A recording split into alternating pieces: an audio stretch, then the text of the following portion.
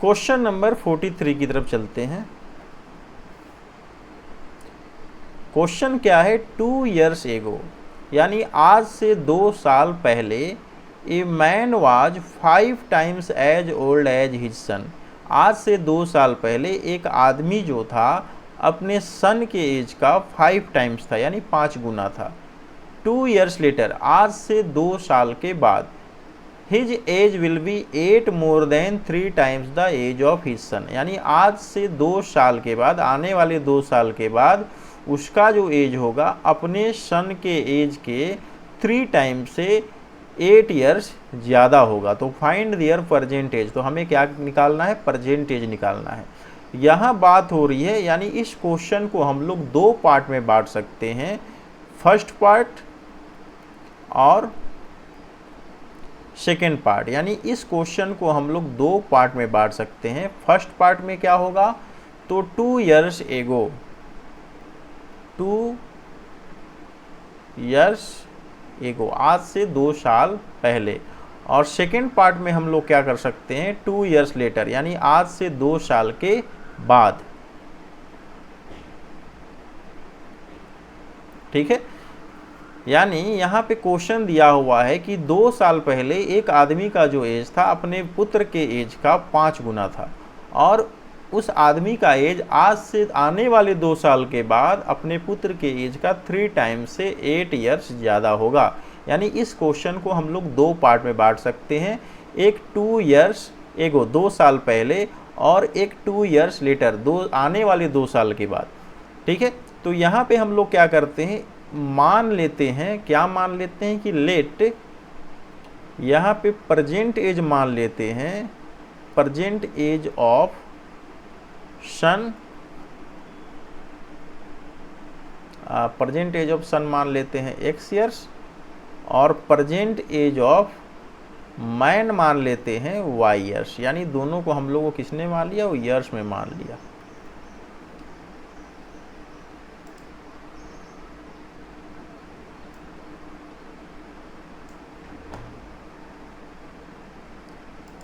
ठीक है, यहाँ पे लिख देता हूँ,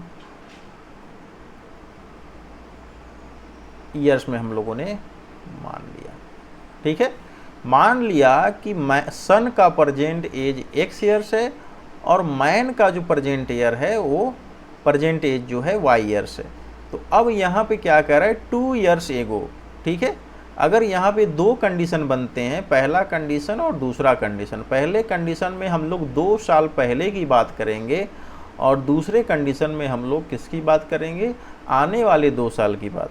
तो पहला जो पार्ट है हम लोग का, इसमें हम लोग चलेंगे 2 years एगो, 2 साल पीछे चलेंगे। तो 2 साल पीछे क्या होगा, तो 2 साल पीछे जो होगा एज ऑफ सन क्या होगा, तो एज ऑफ सन हो जाएगा x - 2। 2 साल पहले प्रेजेंट एज से 2 साल कम होगा सन का एज, और यहाँ पे क्या हो जाएगा, मैन, एज ऑफ मैन, आदमी का उम्र कितना होगा, तो आदमी का उम्र भी 2 साल कम हो जाएगा। यानी अगर प्रेजेंट एज मैन का y years है और सन का x years है, तो 2 साल पहले सन का एज कितना हो जाएगा, x - 2, और मैन का एज कितना हो जाएगा, y - 2। अब क्वेश्चन के फर्स्ट पार्ट में कह रहा है कि a man was 5 times as old as son. एक आदमी का जो एज था, तो आदमी का एज कितना है, तो y - 2 है। यानी 2 साल पहले जो आदमी का एज था अपने सन के एज का 5 टाइम्स था, तो 5 × x - 2। यानी 5 टाइम्स का मतलब हुआ कि बच्चे के एज में 5 से मल्टीप्लाई करेंगे, तब जाकर उसके पिता के एज के बराबर उसका एज होगा। ठीक है, क्वेश्चन क्या था, a man was 5 times as old as his son. यानी बच्चे का उम्र कम है, और बच्चे की उम्र में 5 से मल्टीप्लाई करेंगे, तब जाकर वो पिता के उम्र के बराबर होगा। तो ये इक्वेशन हो गया हम लोग का।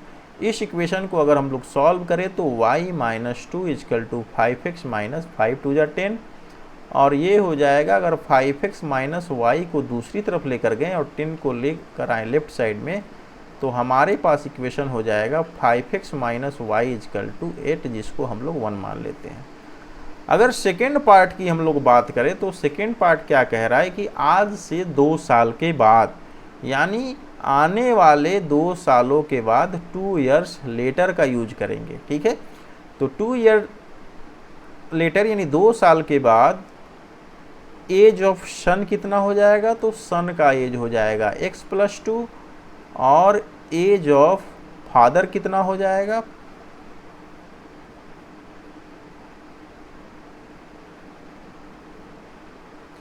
फादर या फिर मैन कह सकते हैं, तो y+2 हो जाएगा।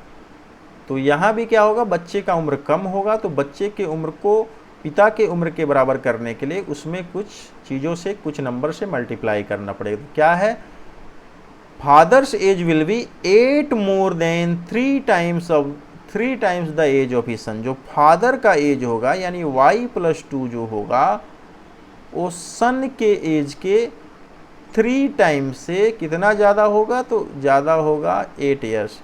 तो जितना ज़्यादा होगा उतना सन के एज में ऐड कर देंगे, और जितना गुना ज़्यादा होगा, मल्टीप्लाई ज़्यादा होगा, उतना उसमें मल्टीप्लाई कर देंगे।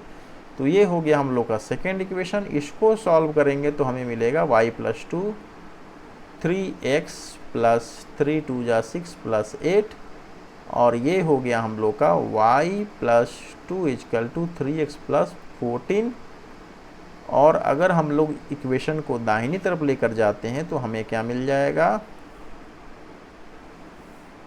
तो ये हो जाएगा 3x - y = 2 - 14, यानी 3x - y = -12। इसको हम लोग सेकेंड मान सकते हैं।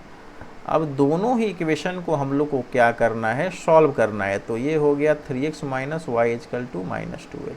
ठीक है, दोनों इक्वेशन को हम लोग ऐड करेंगे तो सब्ट्रैक्ट करेंगे तो क्या होगा, साइन बदल जाएगा, ये माइनस हो जाएगा, ये माइनस है तो प्लस हो जाएगा, ये माइनस है तो प्लस हो जाएगा, ये दोनों कैंसिल हो गया, माइनस प्लस, ये हो गया 2x और 12 8 20, यानी x = हो गया 20/2 यानी कि 10। यानी x क्या है, तो x है सन्स एज, बच्चे का एज कितना हो गया, 10 ईयर्स हो जाएगा। अब x का वैल्यू जो है करेंगे पुट इन इक्वेशन 1 में पुट कर देते हैं, तो ये हो गया 5 × 10 - y = 8, यानी y = हो गया 50 - 8 यानी कि 42। तो y क्या है, तो y जो है मैन एज है, उसके पिता का उम्र है, तो ये हो गया 42, और x जो है सन्स का एज है, तो सन्स का एज हो गया आपका 10 ईयर्स। ठीक है, फिर जो क्वेश्चन नंबर 44 45 बिल्कुल एक जैसे हैं।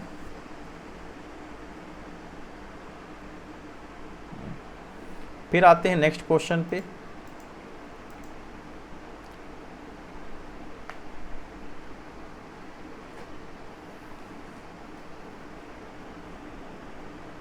इसमें से कोई एक क्वेश्चन देख लेते हैं, क्वेश्चन नंबर 48 देख लेते हैं। क्वेश्चन नंबर 48 क्या कहता है, एक chemist has one solution containing 50% acid. यानी एक केमिस्ट के पास एक सॉल्यूशन है, मान सकते हैं कि उसके पास ये एक सॉल्यूशन है।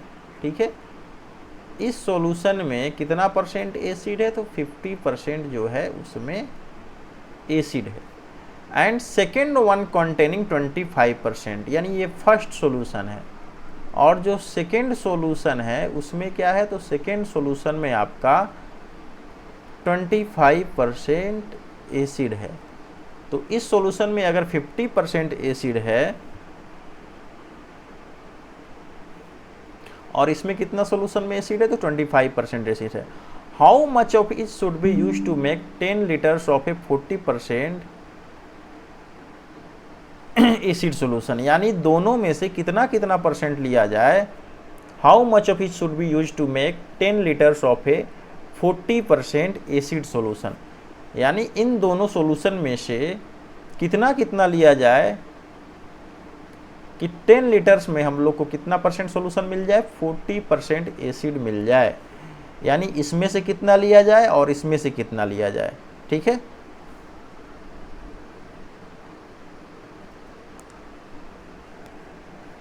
चलते हैं क्वेश्चन में, देखते हैं।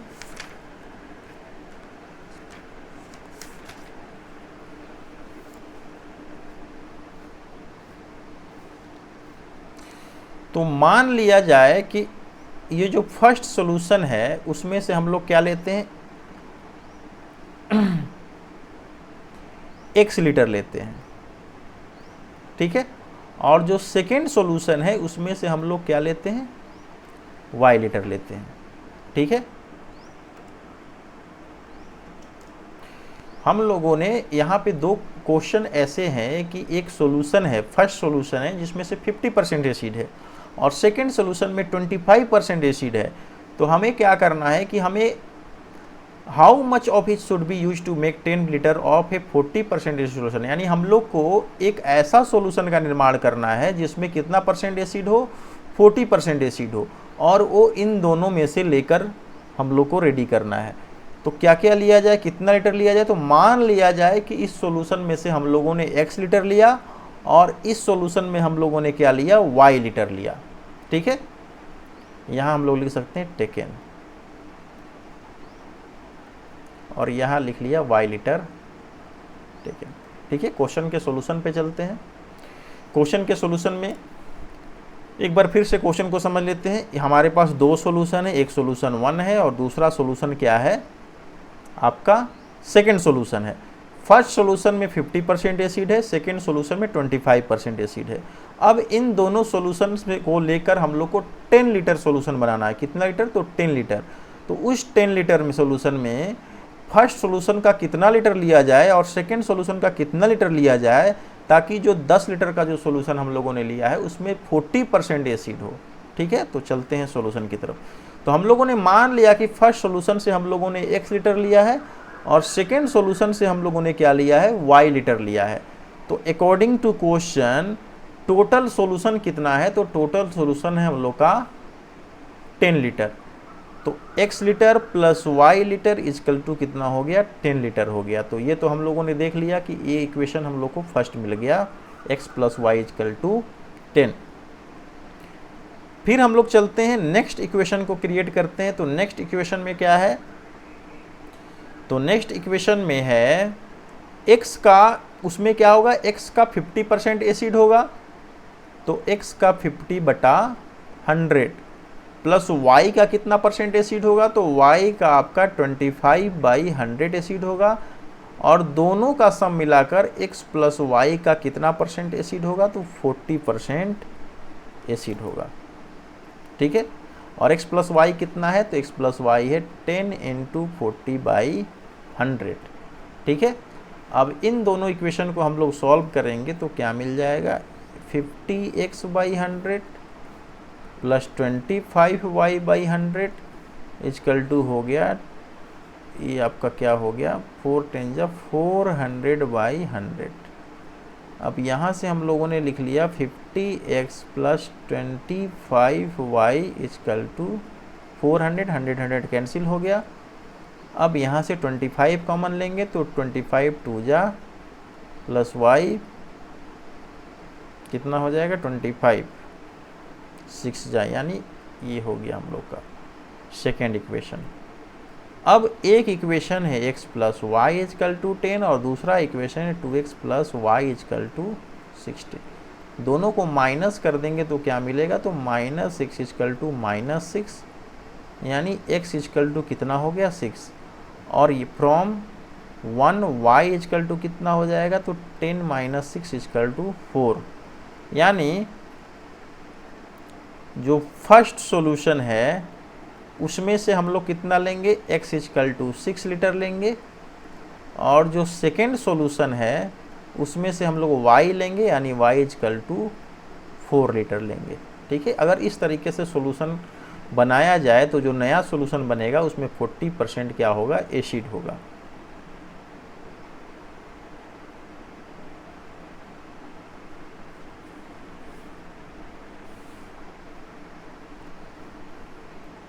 फिर चलते हैं नेक्स्ट क्वेश्चन की तरफ।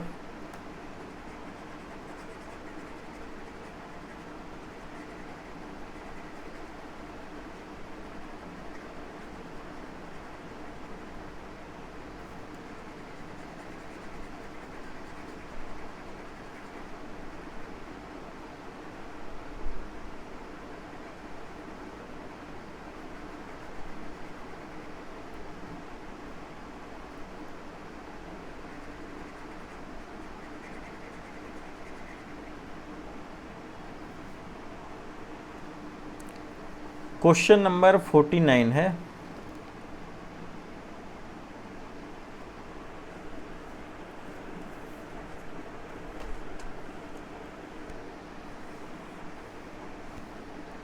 क्वेश्चन नंबर 49 को हम लोग देखते हैं। क्वेश्चन 49 क्या कह रहा है? A jeweller has bars of 18 carat gold and 12 carat gold, how much of each must be melted together to obtain a bar of 16 carat gold, weight 120 gram, pure gold is 24 carat.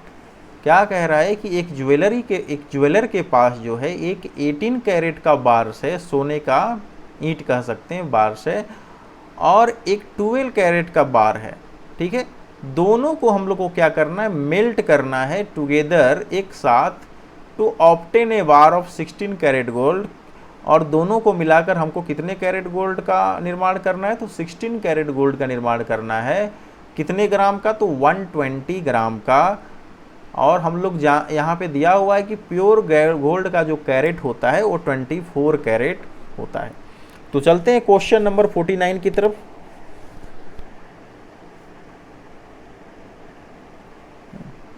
तो यहाँ पे हम लोग बिल्कुल last question की तरह मान सकते हैं कि लेट, मान लिया, ठीक है, x ग्राम, यानी x ग्राम जो है taken from 18 carat gold, 18 carat gold. यानी हम लोगों ने क्या किया कि 18 कैरेट गोल्ड के बार से कितना ग्राम लिया? x ग्राम लिया। ठीक है, और y ग्राम हम लोगों ने लिया किससे? तो y ग्राम हम लोगों ने लिया टेकन फ्रॉम 12 कैरेट गोल्ड। ठीक है, क्वेश्चन क्या था कि 18 कैरेट गोल्ड से के बार से हम लोगों ने कुछ और 12 कैरेट गोल्ड को हम लोगों ने मिक्स किया, और एक 120 ग्राम का 16 कैरेट गोल्ड का हम लोगों ने एक बार बनाया। ठीक है, तो अब हम लोगों ने क्या किया? x ग्राम लिया हम लोगों ने 18 कैरेट गोल्ड से, और y ग्राम हम लोगों ने लिया 12 कैरेट गोल्ड से, और टोटल कितने ग्राम का हम लोगों ने न्यू बार बनाया दोनों को मेल्ट करके? तो 120 ग्राम बनाया। यानी x और y दोनों का जो वजन है वो कितना हो जाएगा? 120 हो जाएगा। तो ये हम लोग का इक्वेशन फर्स्ट हो गया। फिर चलते हैं नेक्स्ट पार्ट की तरफ। अगर हम लोग गोल्ड परसेंटेज की बात करें तो gold percentage in 18 carat gold, यानी 18 कैरेट गोल्ड में कितना गोल्ड परसेंटेज होगा? अगर परसेंटेज की बात करें तो pure gold 18 divided by pure gold का कैरेट इंटू 100, तो कितना हो गया? ये कितना परसेंट हो गया? तो ये हो गया हम लोग का 3 6 जा 18, 4 6 जा 24, 25 4 जा 100, यानी ये हम लोग का हो गया 75%। ठीक है, अगर सेकेंड वाले में देखें तो gold percentage in 12 carat gold, अगर 12 कैरेट गोल्ड में गोल्ड परसेंटेज निकाले तो 12/24 इंटू 100। ठीक है, तो 12 2 जा 24, 50, यानी कितना हो गया? तो ये 50% हो गया फर्स्ट सेकेंड। अगर थर्ड वन हम लोग निकाल ले कि gold percent in 16 carat gold, तो 16 कैरेट गोल्ड में गोल्ड का परसेंट कितना होगा? तो ये होगा 16/24 इंटू 100, 4 4 जा 16, 4 6 जा, तो ये हो जाएगा 6 4 जा 24, तो ये हो गया 2 3 जा 6, 2 2 जा 4, यानी 200/3% हो गया हम लोग का 16 कैरेट गोल्ड का परसेंट। अब तो एक तो इक्वेशन हम लोग को मिल चुका है, तो वो इक्वेशन क्या है? तो वो इक्वेशन हम लोग का यहाँ पे लिख लेते हैं, x + y = 120। ठीक है, अब नेक्स्ट इक्वेशन हम लोग को बनाना है, तो क्या बनाना है? तो सबसे पहले जो है दोनों का परसेंटेज जो मिक्स किया जा रहा है उसको हम लोग लिख लेते हैं। तो पहला क्या है? तो 75, x का 75% यहाँ पे हम लोगों ने निकाला है। 75/100 मिक्स किया जा रहा है किसमें? y के 50% में, और दोनों मिलकर कितना बन जा रहा है, तो दोनों मिलकर हो जाए टोटल कितना ग्राम है, तो 120 ग्राम का कितना हो जा रहा है, 200/300%।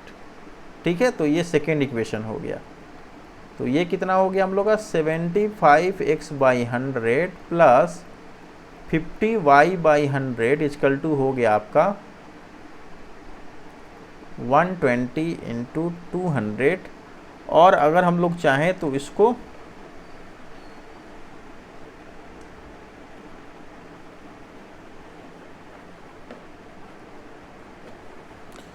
थ्री 300 लिख सकते हैं।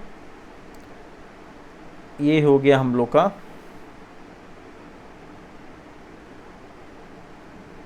75x plus 50y is equal to 120 into 2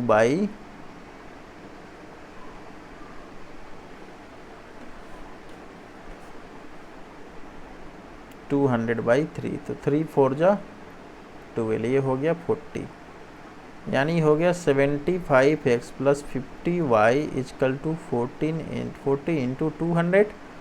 और यहाँ से 25 कॉमन लेंगे तो 3x plus 2y equal to हो जाएगा 40 इंटू 200/25।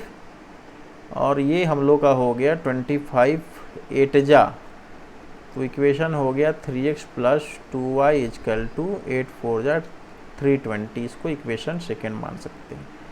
अब यहाँ पे हम लोग क्या करेंगे, जो इक्वेशन 1 है, ये जो इक्वेशन है, अगर इसमें हम लोग सपोज कीजिए 2 से मल्टीप्लाई कर देते हैं, तो 2 से मल्टीप्लाई करेंगे, इक्वेशन 1 को 2 से मल्टीप्लाई करके लिखेंगे तो यहाँ हो जाएगा 2x plus 2y equal to 240। तो ये माइनस करेंगे तो ये दोनों कैंसिल हो जाएगा, ये हो जाएगा -x, सॉरी ये हो जाएगा +x, ये साइन लगाने की ज़रूरत नहीं है, ये x हो गया। और ये हो गया हम लोग का 0 12 - 4 8 80 हो गया। यानी x जो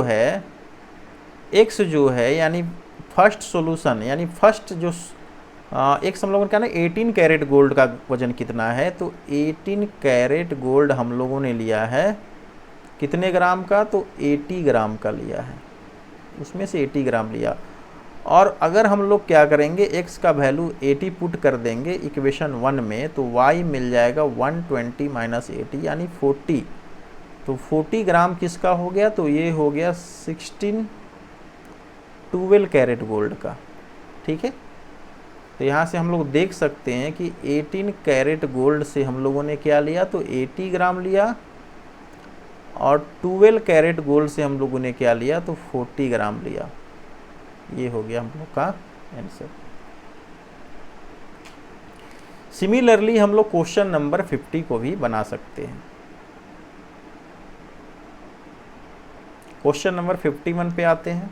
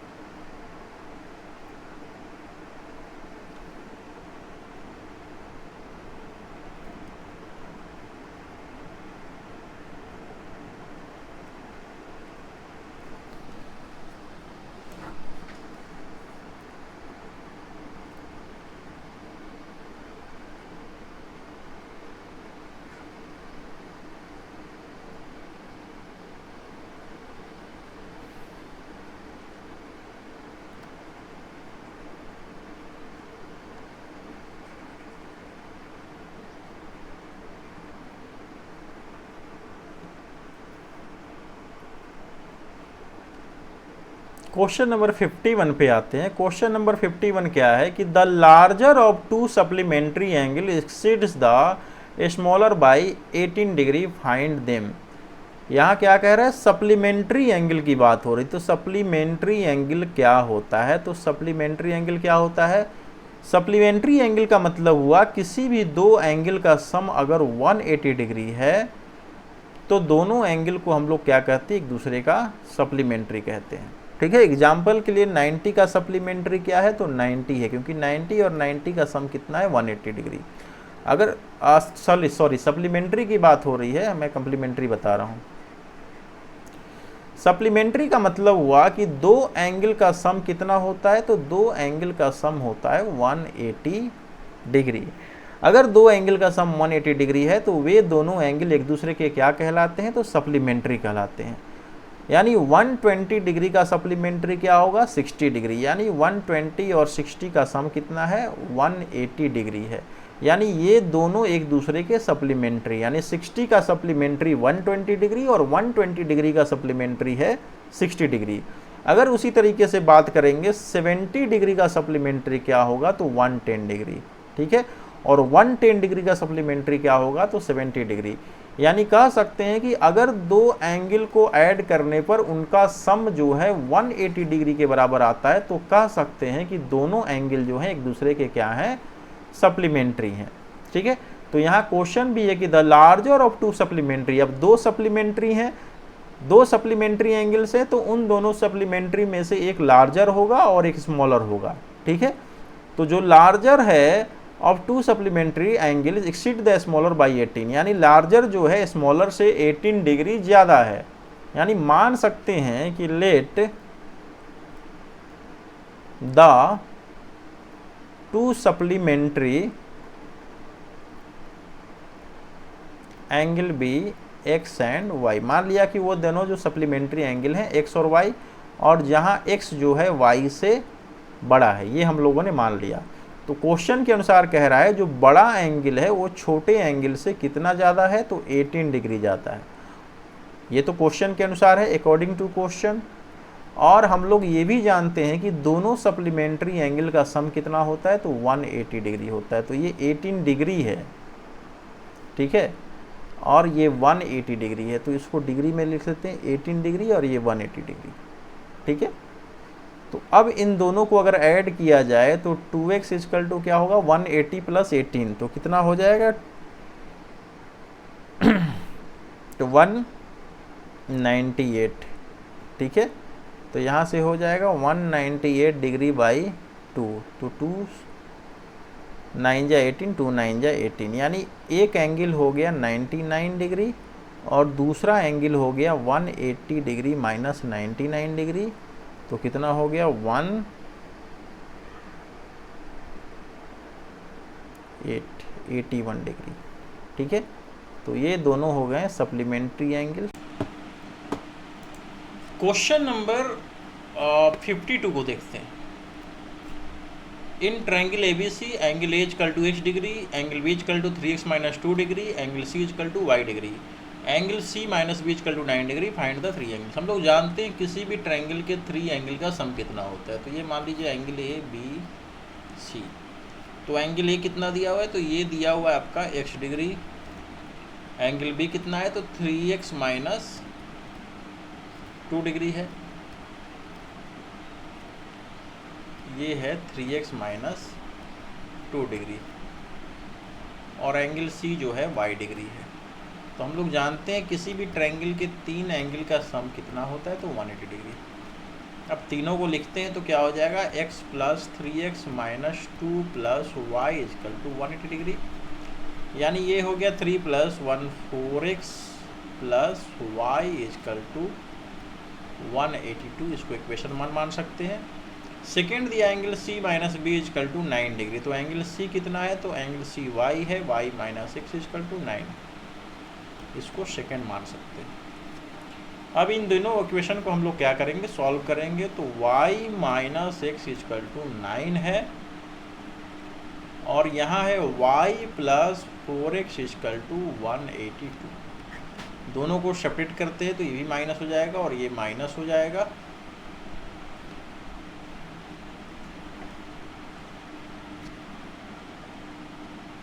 सॉरी, यहाँ पे एंगल बी है ना,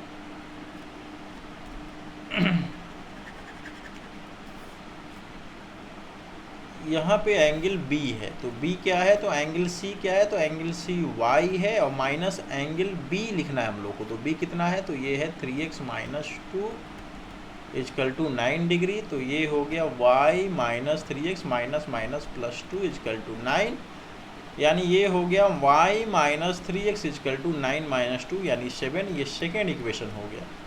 अब दोनों ही इक्वेशन को हम लोग अगर सॉल्व करें, y इजकल टू 180 डिग्री है, ठीक है। अब इसको हम लोग अरेंज कर लेते हैं, तो ये हम लोग का y - 3x को लिख सकते हैं -3x + y इजकल टू 7 लिख सकते हैं। तो इसको हम लोगों ने यहाँ पुट कर दिया -3x + y इजकल टू 7। ये सब्ट्रैक्ट करेंगे तो ये माइनस है तो प्लस में, ये माइनस में, ये माइनस में, तो ये दोनों कैंसिल हो गया। ये कितना हो गया, से 4 और 3 7x इजकल टू हो गया 182 - 7, तो 175 हो गया, और x इजकल टू हो गया 175/7, यानी 7 2 जा 14, 7 5 जा 35, यानी x हो गया हम लोग का 25 डिग्री। और y अगर हम लोगों ने निकाले इक्वेशन से, मान लीजिए इससे हम लोग y निकाल लेते हैं, तो y इजकल टू 7 + 3x, यानी 7 + 3 × 25, यानी कितना हो गया 7 + 75, और ये हो गया आपका 82 डिग्री, यानी x हो गया, y हो गया 82 और x हो गया आपका 25 डिग्री। तो क्या निकालना है, फाइंड द एंगल्स। एक अनदर एंगल जो हम लोग का b है, तो b भी निकालना है। तो b कितना है, तो b है 3x - 2, यहाँ देखिए, तो 3x - 2, तो 3 × 25 - 2 75 - 2 यानी 73 डिग्री हो गया, यानी एंगल हो गए 25 डिग्री, 73 डिग्री और 82 डिग्री, ये एंगल हो गया। क्वेश्चन नंबर 50 है, in a cyclic quadrilateral, cyclic quadrilateral में angle A, angle B, angle C, angle D दिया हुआ है, तो फाइंड द 4 एंगल्स। तो साइक्लिक क्वाड्रिलेटरल क्या होता है हम लोग जानते हैं। साइक्लिक क्वाड्रिलेटरल क्या होता है कि वैसा क्वाड्रिलेटरल जिसके चारों वर्टिसेज जो हैं वो किस पर मौजूद हों, सर्किल पर मौजूद हों, यानी सर्किल के सरकमफ्रेंस को टच करते हों, तो वैसे क्वाड्रिलेटरल को हम लोग कहते हैं साइक्लिक क्वाड्रिलेटरल, ठीक है। और साइक्लिक क्वाड्रिलेटरल में जो अपोजिट एंगल होते हैं वे एक दूसरे के बराबर होते हैं, ठीक है। सॉरी, अपोजिट एंगल का जो सम होता है वो 180 डिग्री होता है साइक्लिक क्वाड्रिलेटरल में। तो इस तरीके से हम लोग क्या कर सकते हैं, इन क्वेश्चन को सॉल्व कर सकते हैं।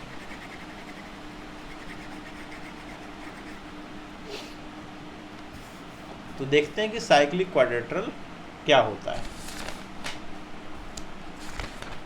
क्वेश्चन नंबर 53,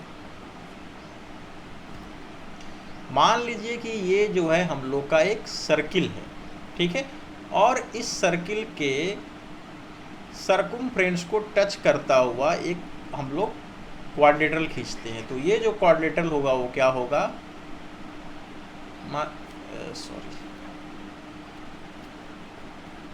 मान लीजिए कि ये जो हम लोग का एक सर्किल है और एक क्वाड्रिलेटरल है जो इस सर्किल के वाल को टच करता है, सर्किल के सरकमफ्रेंस को टच करता है। मान लीजिए ये ABCD है, तो ये क्या है, तो ये एक साइक्लिक क्वाड्रिलेटरल है, साइक्लिक क्वाड्रिलेटरल,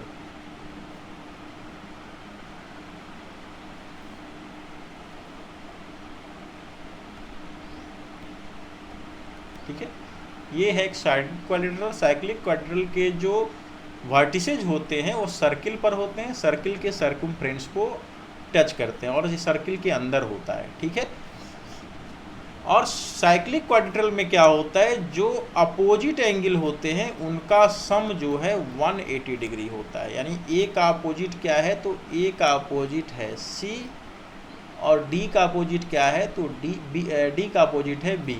यानी अपोजिट एंगल का सम कितना होता है, तो अपोजिट एंगल का सम जो है 180 डिग्री के बराबर होता है। तो ए और सी से अगर हम लोग चलेंगे तो ए कहाँ है, हाँ यहाँ है, ए और सी इन दोनों का सम कितना होगा, तो 2x प्लस 4 और प्लस 2y प्लस 10, तो ये कितना होगा 180 डिग्री होगा। और सेकंड में चलेंगे तो b प्लस डी, तो b कितना है, तो y प्लस 3 और d है 4x माइनस 5, तो इसका सम कितना होगा 180 डिग्री। तो दोनों को सॉल्व करते हैं तो 2x और plus 2y 14 is equal to 180 degree हो गया, और ये हो गया 2x plus 2y equal to 180 minus 14 degree हो गया, और यहाँ हो गया 2x plus 2y equal to 166, और x प्लस y हो गया 83।